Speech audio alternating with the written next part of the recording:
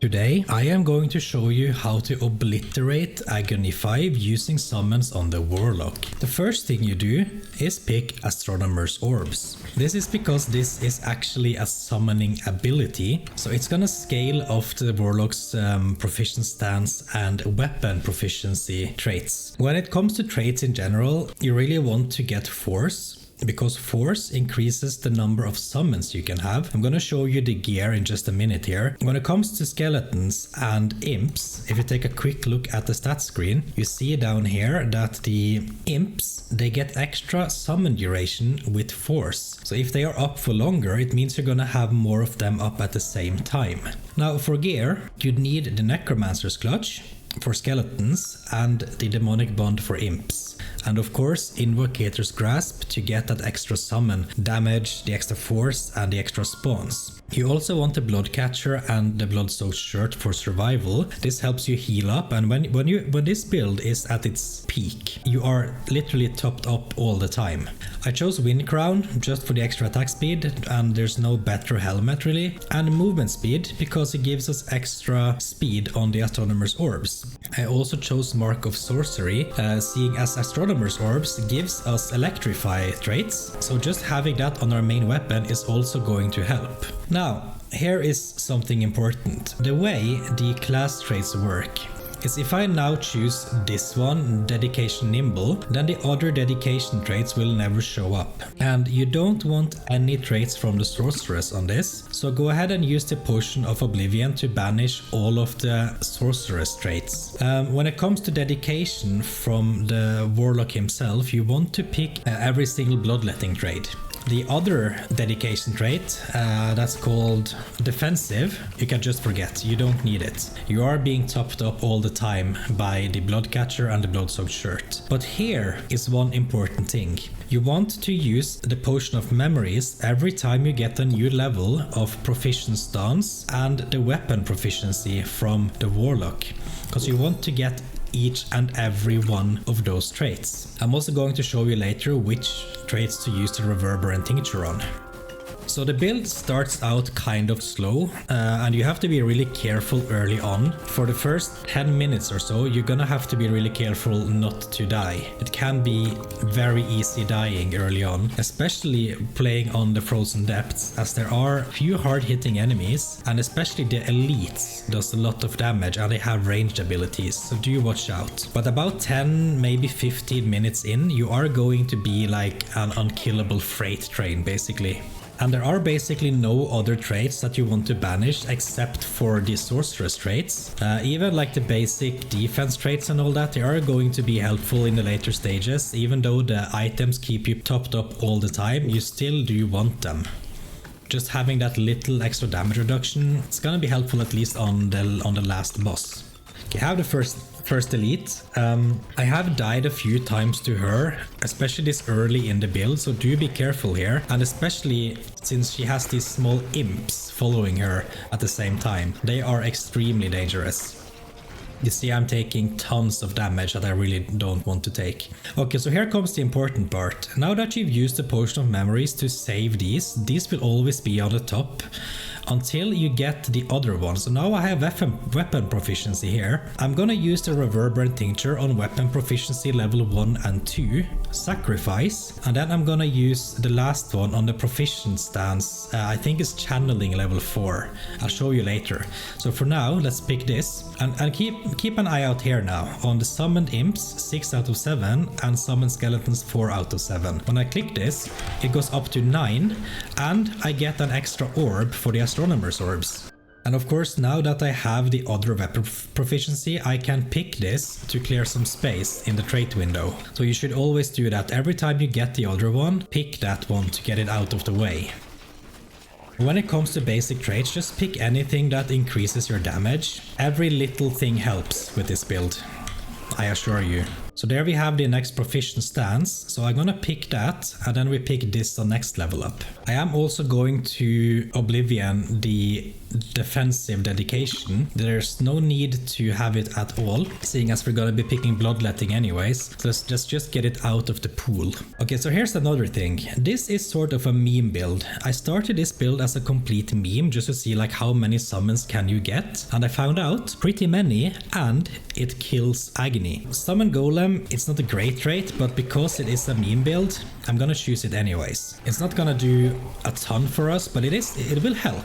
So again, proficient stance 2, use the Potion of Memories on this, and then go with the demonic exchange. Okay, so we have Spirit Warriors here. I am instead going to use the Potion of Renewal and sadly not get any of the upgrades to Astronomer's Orbs, but hopefully we'll get them later. Basically, if we don't get those, you might as well just restart. Because if you don't get upgrades to Astronomer's Orbs, then the build isn't doing what you want it to do. It's not as fun as it could be. Okay, so we have the Proficient Stance 2 here. I'm gonna pick the other one next level. Okay, so here, since I don't have anything that's related to summoning, I'm just gonna close this one. You can of course pick others if you want, but as I said, this is a meme build to me, and I'm going to stick with the meme. I'm gonna get these bodies just to have that extra orb. That's also part of the meme, right? Having as many orbs as you can. I think at the peak of this build, I've had, 16 orbs in both lanes circling me. Let's be careful not to die here. So I did get the Proficient Stance earlier, so let's get this now. There we have the inner orbit, so let's pick that. Now we have, let's see, I have 8 summons, 8 orbs in every circle, so that's a total of 16 orbs right now, which also means the damage is going to start picking up. And if you look over on the right, the Blood Catcher is putting in some work right now, but that there is nothing compared to what it's going to be later. And the Blood-Soaked Shirt has already healed me for almost 150 health. Okay, save the Proficient Stance. I still haven't seen the other Weapon Proficiency 2 trait, so I'm still waiting for that. But this is the one that we want to use the Reverberant Tincture on to just increase the amount of summons we have. Okay, so there it is. Pick that one, and then we pick the main one on our next level up. I'm gonna start working my way over to the other ability scroll now. Okay, so Reverberant Tincture on this. Now we have a maximum of 12 skeletons and 12 imps.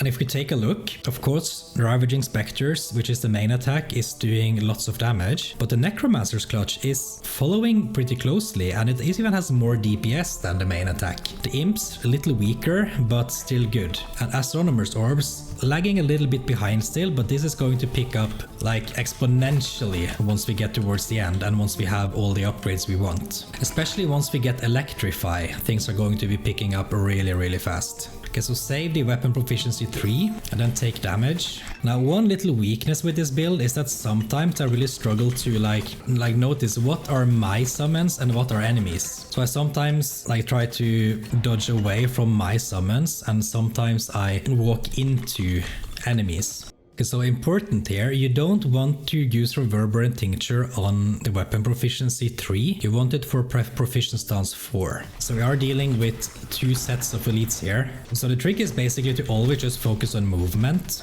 always moving away from enemies. And if you want to maximize your damage with this build, you try to keep the main enemy you're trying to kill inside of your orbs. Okay, so no summons, so we delete this. Ideally, you will want to get the Invocator's Grasp upgraded or the Necromancer's Clutch, but anything works, anything just helps the build.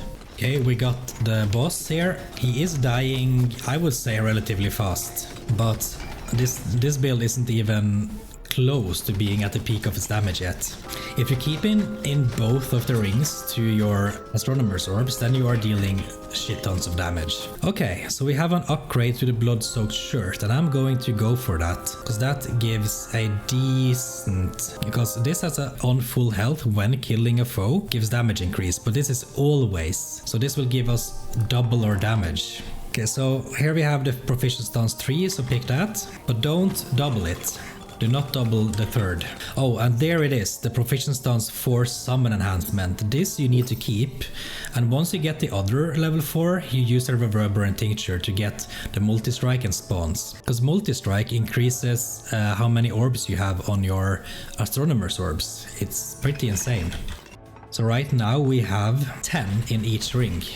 Now we are looking to get that up to at least 15 with this build. I am starting to get to the point where I am out healing the damage I am receiving, but we're not quite there yet. Okay, we got more imps. But do pay attention now. Right now the imps can summon 11 out of 12. If I equip this, the imps, they go up to 24, so it doubles the amount of imps you can have. Now ideally it would be best to get that for the skeletons, seeing as they are actually way stronger, but you can't always get what you want. So we are currently in Agony 2. I think we just got into Agony 2, and enemies, they are pretty much folding over right now. So we are kind of getting to the point where enemies aren't going to be much of a challenge anymore, but we still need to watch out for the elites and the bosses, and some of the enemies that do ranged attacks especially. Okay, so we get the orbital shift, which is pretty huge. You can now see the orbs, they do a little weird kind of spin. I didn't really like this to begin with, but the thing is, the orbs that are far away from you, they now deal extra damage. So the further away the orbs are, the more damage they deal. And this pattern is really weird to play with. I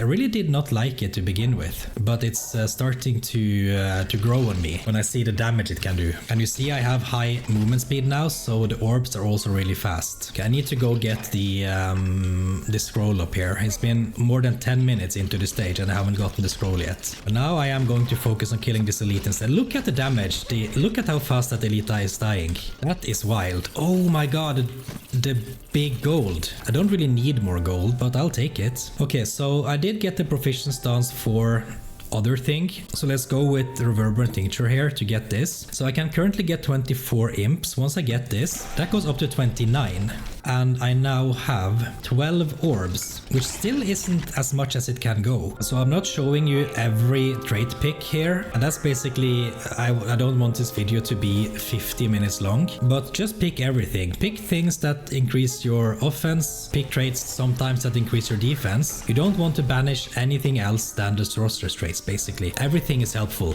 Okay, so we're finally at the scroll and we don't get anything we want, so let's just delete this. That was a very long trip for nothing.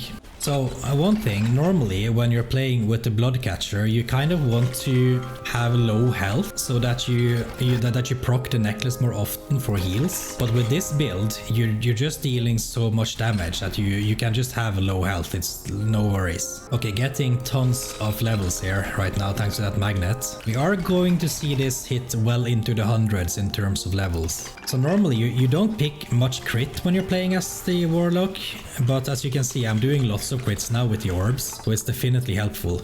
Okay, so a damage update. The Ravaging Spectres, 15 or 16k DPS. Necromancer's Clutch coming behind, and Demonic Bond is starting to catch up to the skeletons, but Astronomer's Orb is just blowing everything else out of the water. And the Summon Golem, of course, underwhelming. It's always been. I never liked having the Golem, but I'm picking it for this build just for the meme, right?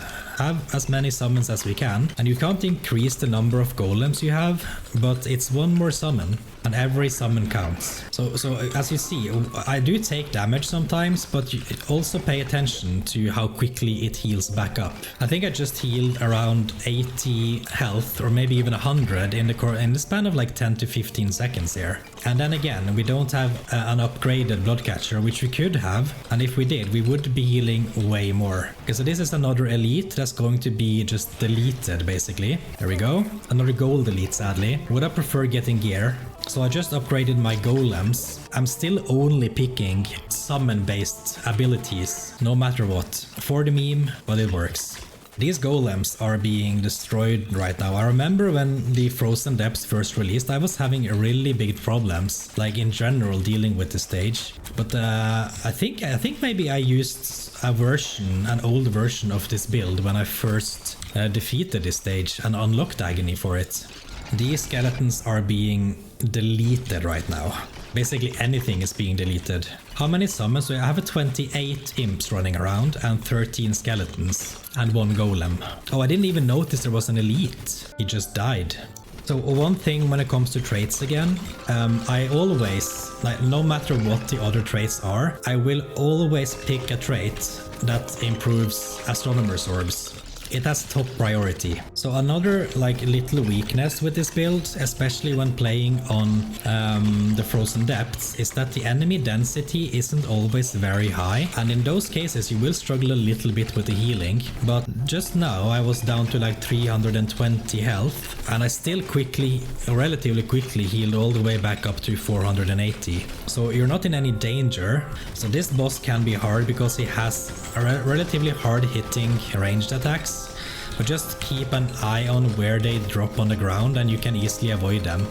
Okay, he is closing in on his end, and there he is dead. Let's hope we get a green. Oh, a new gear piece, Mask of Madness. I haven't seen this one before, didn't even know it existed. Every 30 seconds, take 30 damage and gain permanent player buff. +1, 2+2 to damage, attack speed or multi-strike. That is pretty mad. That would be interesting to try with this build actually. Really concentrating right now. This is a hard phase. There are some phases during the Agony that they are just really dangerous. And this is one of them. So the only thing I'm missing right now to get Astronomer's Orb up to like its best is Electrified Orbs. Because my Ravaging Spectres are starting to catch up when they really shouldn't. That's because I have been a little bit unlucky with my abilities, but as you can see, I'm not having like any issues here. I quickly heal, I take down elites. Like this one is extremely annoying because he's always like hiding behind the ground. And the enemy density is picking up, and this is when the healing of this build really shines. Because even if you take a lot of damage, you're gonna be hard pressed not to like out heal it most of the time. Okay, so let's upgrade the golem. Is he contributing? Yeah, 13,000 is actually really good for the golem. Do really hope I get to see the electrified orb soon. We have another elite here. If I had to choose though, I would still choose to get the gloves upgraded instead of the electrified orbs.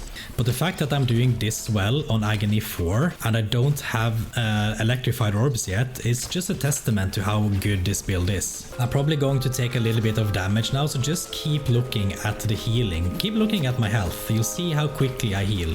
So I'm not really afraid right now, even though I'm taking damage often, and I'm taking a lot of damage often. My heart is beating at a very steady pace. My blood pressure isn't even rising. Okay, this is crap. This is good. But I do want to instead get the gloves. Let's pray. No, another blood-soaked shirt. So that was a full-on waste actually. Okay, we are now at one of the bosses again. And this boss is hard. He has tons of health and he has a pretty dangerous attack, but still I'm not afraid. Still no electrified orbs. Really unlucky, but I'm still holding up. Like I'm not struggling. Astronomer's Orbs closing in on 50,000 DPS. So always when I'm fighting bosses like this, the only thing I focus on is trying to stay close enough to like make Astronomer's Orbs deal as much damage as it can. But mainly I'm focusing just on dodging stuff. Because as long as I can dodge, the boss and enemies around will eventually die. And this is perfect. Like look at my health. It's just bouncing up and down. Like no worries in the world at all. Okay, I don't have any rerolls, so I'm gonna go with the Wind Crown for more attack speed here. Then I'm gonna leg it up to the well, because I really want to retrieve that mask. And I do want to get that magnet that looks like it's really close here. Take down this elite first. This one's dying quick. There we go, the item retrieved.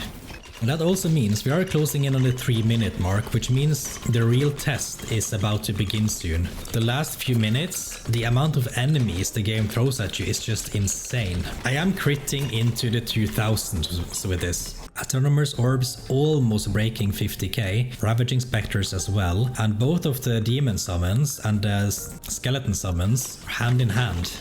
The skeletons are generally stronger than the imps. Unless you get the imp ring upgraded, then they are usually on par. But normally you will see the skeletons be way stronger. This here is just wild, right? The build is not at its full potential, and I am destroying Agony 5. I even forgot I've been in Agony 5 for 3 minutes and I didn't even notice. Closing in on the last minute now. Let's see if you can just stand still.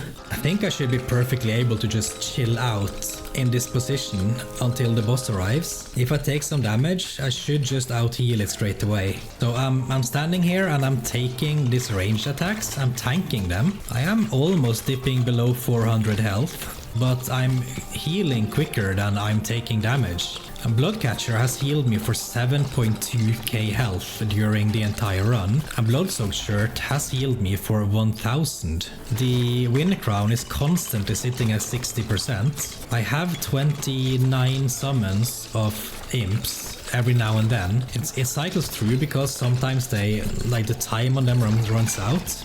Enemies don't attack your summons, but they run out on time, sort of. Okay, the boss is coming in 5 seconds, and you do have to be careful when fighting the boss, because you don't have the same amount of healing when fighting the boss. Because healing is based on you killing enemies and dealing damage. You are dealing damage, but you are dealing damage to only one target. But I am healing still. Boss at almost 50%, closing in. Like, just keep circling like this, trying to keep him inside your Astronomer's Orbs as much as you can while dodging his attacks, and you will eventually win. You are not unkillable against the boss, but almost.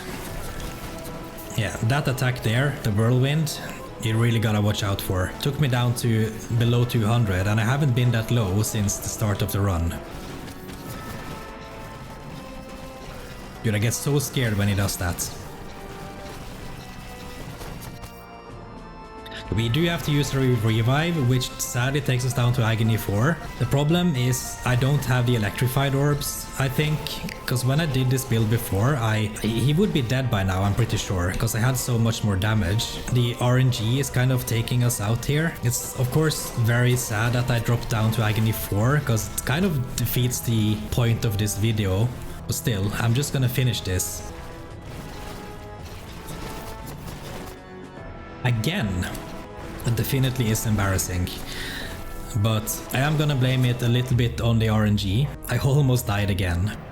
So there is a little bit RNG involved there because I didn't have the electrified orbs. Normally I see Astronomer's Orbs sitting close to 50 million damage in total by the end of the map, and that is thanks to electrified orbs. So that is why I died 2 times to the boss, I'm gonna guess. It usually doesn't happen. All of these are doing immense damage, of course, electrified orbs and specters being the best. The rings alone, if I combine them, are doing almost the same as the main attack, and the golem is actually performing really well. I think they might have buffed that since last I played. I didn't have the spirit warriors now either, so there's definitely a lot of RNG not going my way during this run, but hopefully if you try to do this run you can get a little bit RNG and just totally obliterate even the boss. So thanks for watching. I'm gonna be back with more build videos later on. If you do need a beginner's guide for Halls of Torment, then check out this video up here, and I'll see you in the next one.